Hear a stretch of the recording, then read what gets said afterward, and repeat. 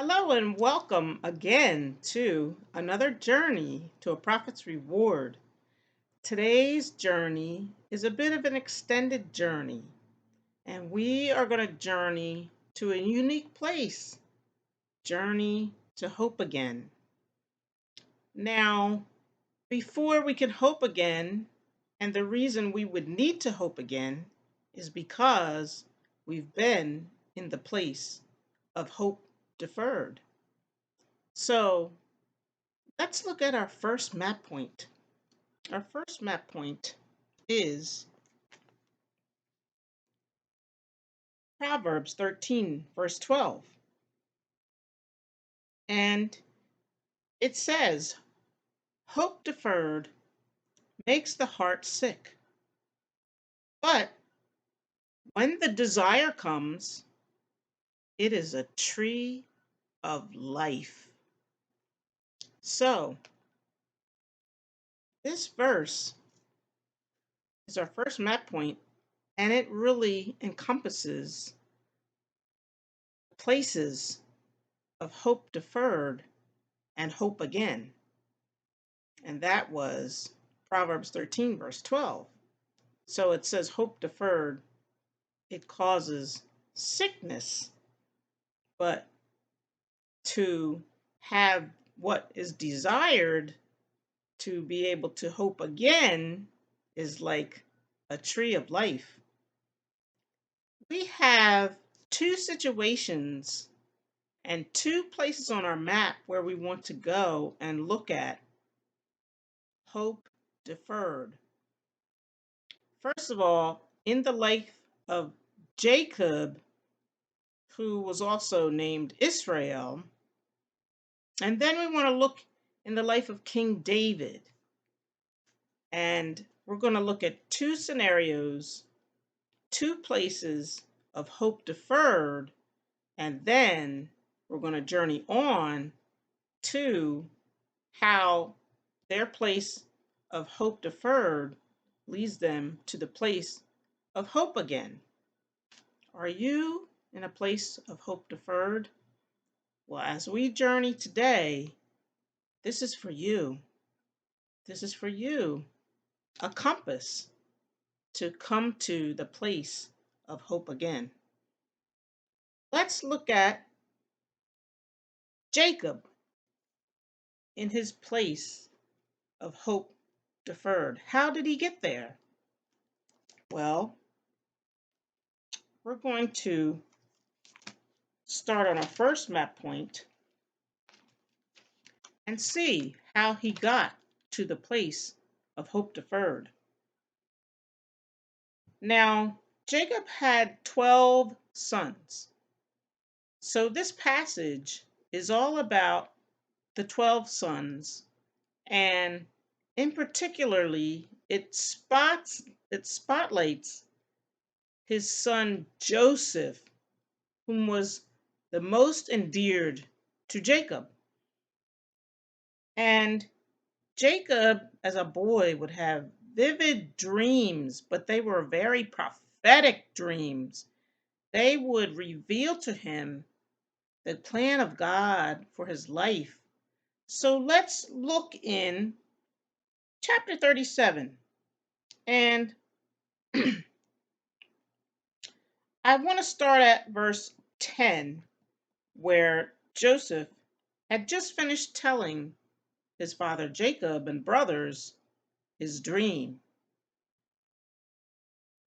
And it reads as follows, verse 10. So he told it to his father and his brothers, and his father rebuked him and said to him, what is this dream you have dreamed? Shall your mother and I and your brothers indeed come to bow down to the earth before you? And his brothers envied him. But his father kept the matter in mind. Then his brothers went to feed their father's flock in Shechem, and Israel said to Joseph, are not your brothers feeding the flock in Shechem? Come, I will send you to them. So he said to him, here I am. Then he said to him, please go and see. if it is well with your brothers and well with the flocks, and bring back word to me."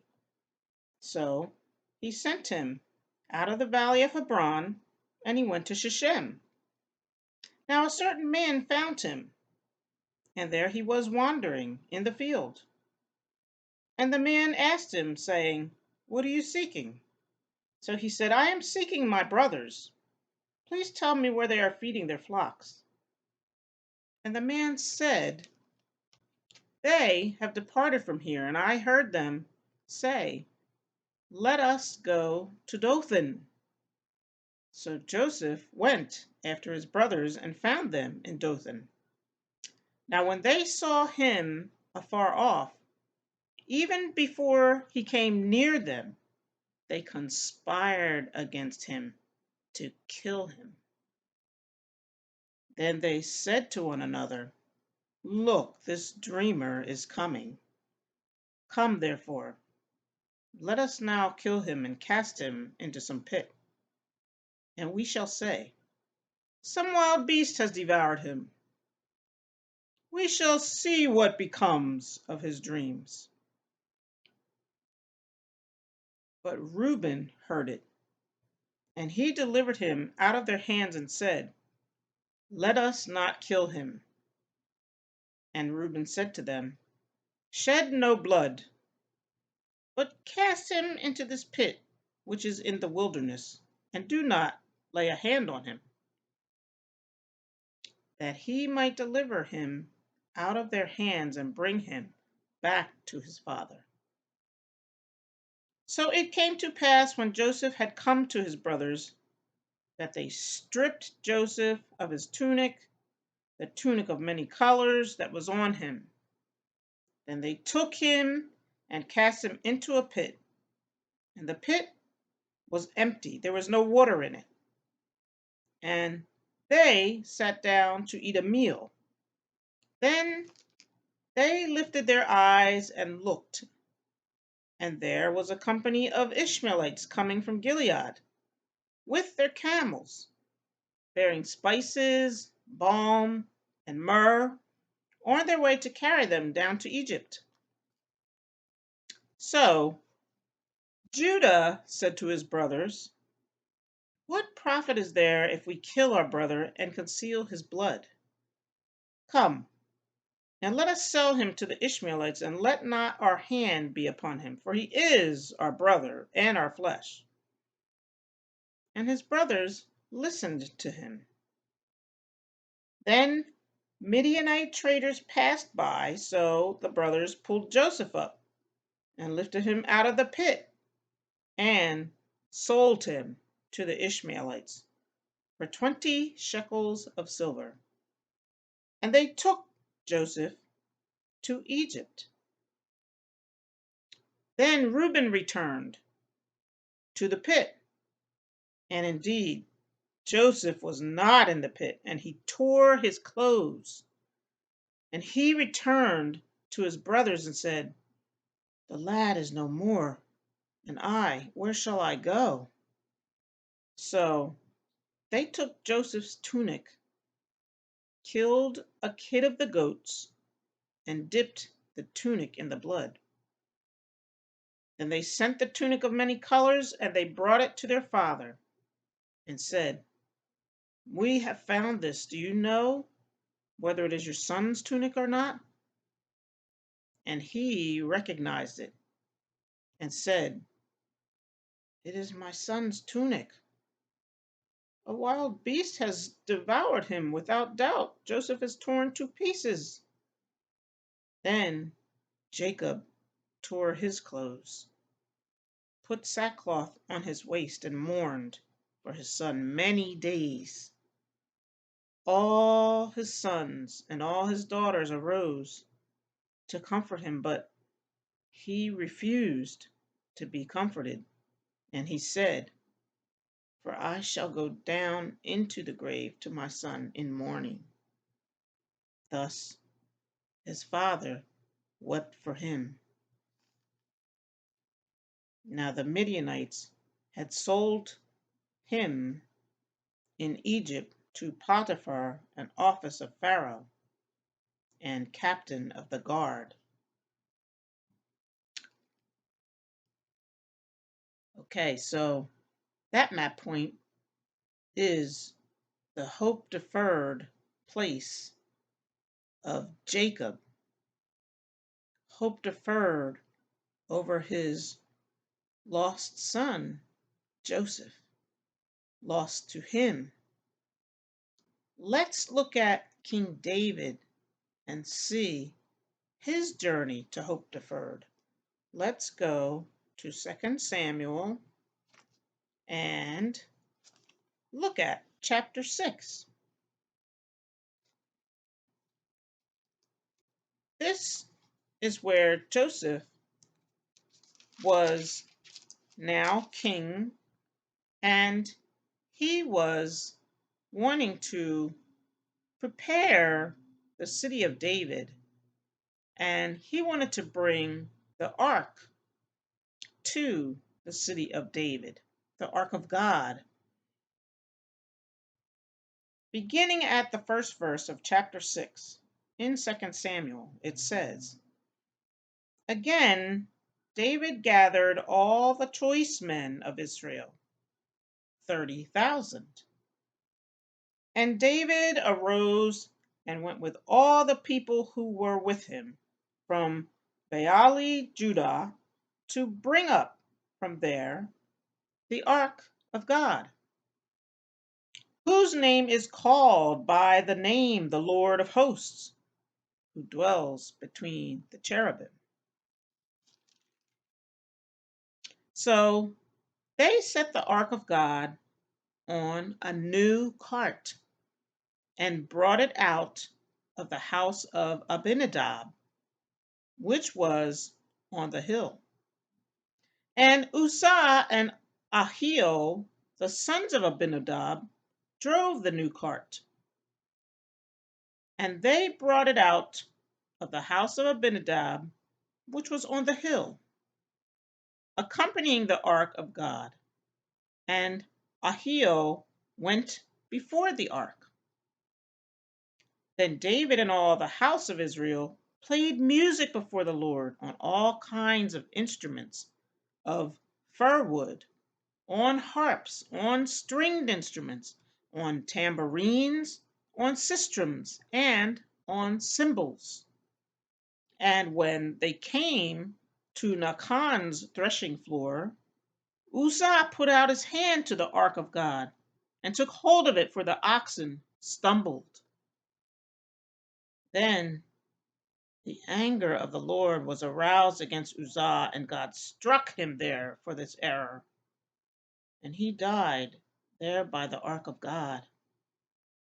And David became angry because of the Lord's outbreak against Uzzah. And he called the name of the place Perez Uzzah to this day. David was afraid of the Lord that day. And he said, "How can the ark of the Lord come to me?" So David would not move the ark of the Lord with him into the city of David, but David took it aside into the house of Obed-Edom the Gittite.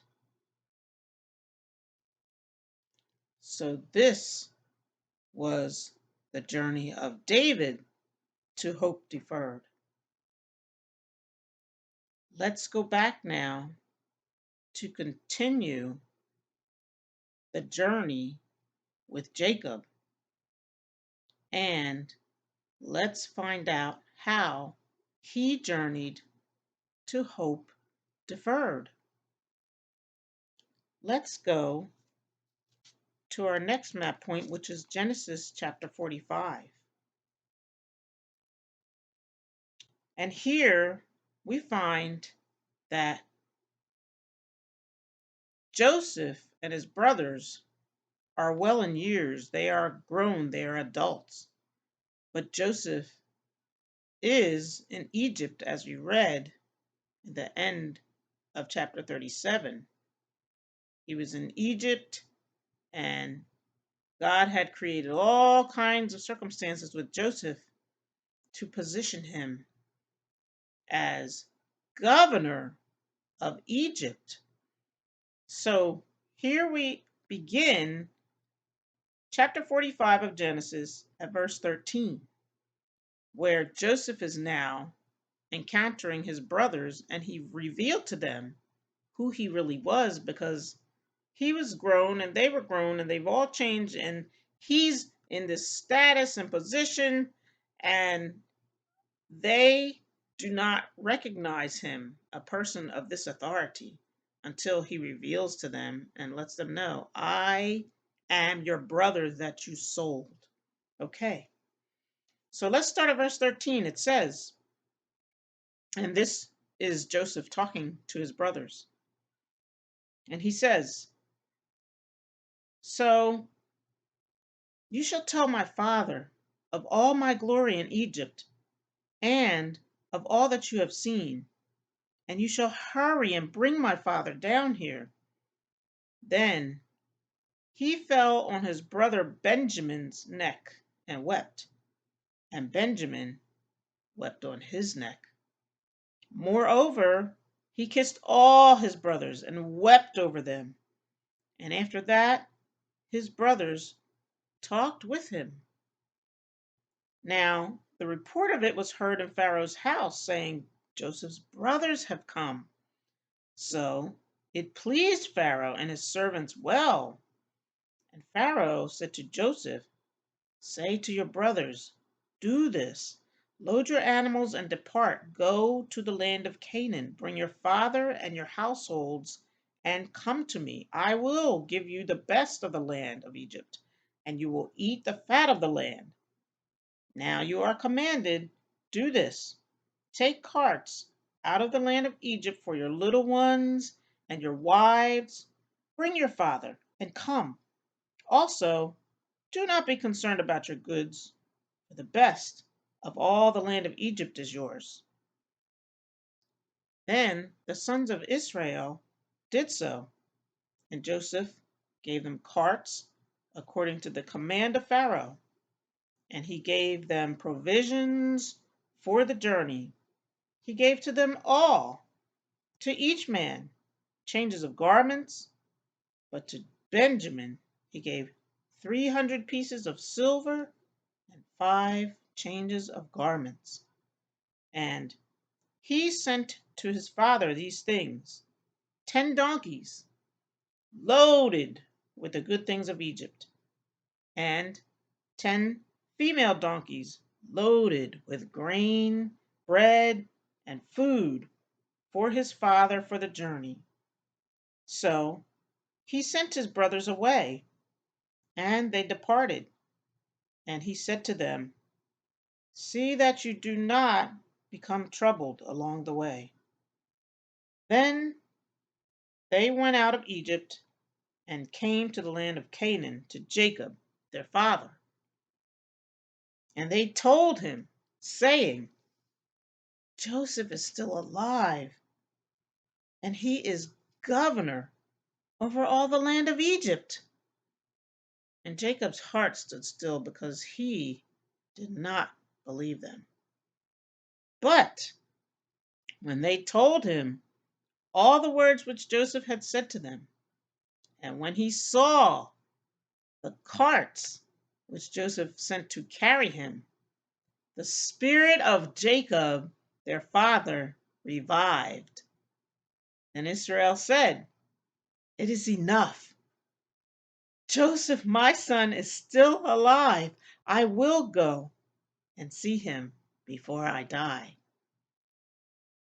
That is our map point that reveals Jacob's journey to hope again.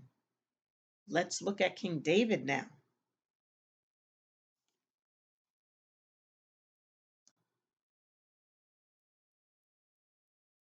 King David, hope again, is at the map point of 2 Samuel 6, starting at verse 11. It says, the ark of the Lord remained in the house of Obed-Edom the Gittite 3 months. And the Lord blessed Obed-Edom and all his household. Now it was told King David, saying, the Lord has blessed the house of Obed-Edom and all that belongs to him because of the ark of God. So David went and brought up the ark of God from the house of Obed-Edom to the city of David with gladness. And so it was, when those bearing the ark of the Lord had gone 6 paces, that he sacrificed oxen and fatted sheep. Then David danced before the Lord with all his might, and David was wearing a linen ephod. So David and all the house of Israel brought up the ark of the Lord with shouting and with the sound of the trumpet. And that is our map point of how David journeyed to hope again. Let's look at one last map point that really summarizes this whole journey from hope deferred to hope again. And it's in 1 Peter. 1 Peter, and it's in chapter 1, because Peter, we remember, he was a disciple who truly knew about hope deferred. But when Jesus came after him on that morning on the beach and said, feed my sheep, he knew what it meant to experience hope again. So here we have in Peter's first epistle, the first Peter, first chapter, and it's verse 3. And this is what he says. Blessed be the God and Father of our Lord Jesus Christ, who according to his abundant mercy has begotten us again to a living hope through the resurrection of Jesus Christ from the dead. Now, in summary of this journey, we notice that both Jacob and David had some kind of journey that really shook them because of a loss of life, or because what appeared to be loss of life. And that brought hope deferred. That interrupted the plan. That interrupted relationships. That interrupted all kinds of hopes and dreams. So, hope deferred. Is that you? Do you have a situation where you've experienced a loss of a loved one? You've experienced hopes and dreams that have been shattered because of unexpected circumstances? Are you just disappointed and brokenhearted with the person or with the way things have turned out? Well, you have journeyed to the place of hope deferred. But God has the place of hope again for you. And it's time for you to get into the presence of God and ask God to lead you on a journey to hope again, where there is life, where there is resurrection of the things that seem dead and the things that require new vision, new hope. Let's go over our map points. And as you sit diligently with the Lord and study these situations of hope deferred and the journey to hope again, may it illuminate to you the desire in God's heart to bring life and hope back into your situation, back into your heart, back into your dreams. Here are our map points for today.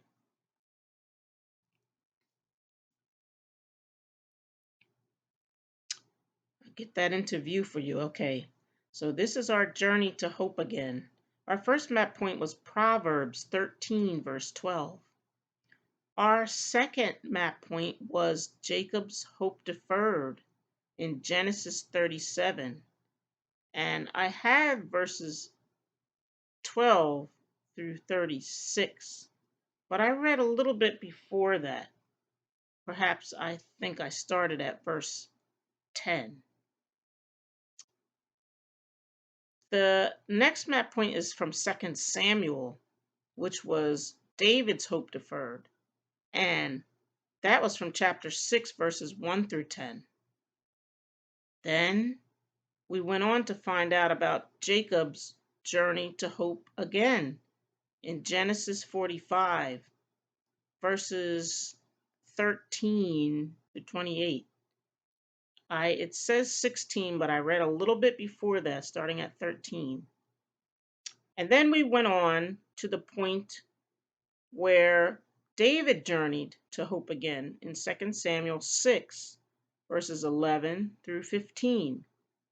And we summed it all up in 1 Peter chapter 1, verse 3, where he highlights the resurrection and the hope that the resurrection brings. It brings life. So, today's journey is for you. If you're in that place of hope deferred, today's journey is there to inspire you to journey with the Lord to hope again. And I pray that there is much treasure for you on this journey, that there is blessing and there is resurrection life to hope again.